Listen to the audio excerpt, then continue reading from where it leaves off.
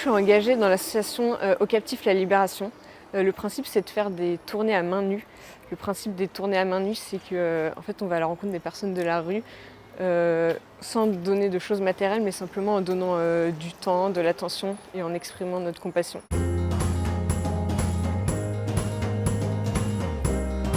J'ai l'impression que ma vie était un peu trop égoïste à partager entre mon travail, mes amis et mes loisirs, et j'avais envie de profiter de ce temps un peu pour le donner aux autres. J'ai vraiment senti l'appel du coup de poursuivre cet engagement sur du plus long terme, parce que j'ai découvert que c'est vraiment dans ces rencontres et dans ces liens qui étaient tissés progressivement que se vivait la joie de l'Évangile. J'ai vraiment goûté à la joie du don gratuit et j'ai pris conscience que Dieu m'appelait tout simplement à être disponible à tous mes frères par une présence aimante.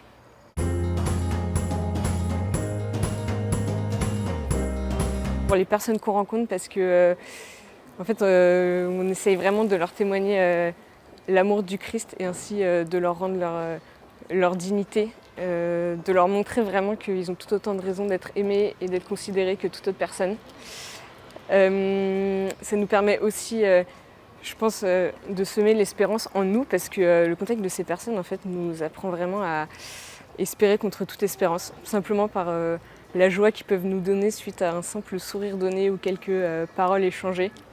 Et je pense que cet engagement peut être aussi constructeur de paix, parce qu'elle permet de créer un pont entre deux mondes parallèles qui vont à des temporalités complètement différentes. Elle nous permet de faire une pause dans notre vie à 1000 à l'heure et d'essayer de rejoindre ces personnes dans leur temporalité en quittant les apparences, l'indifférence et en essayant de vivre ce moment en frères et sœurs.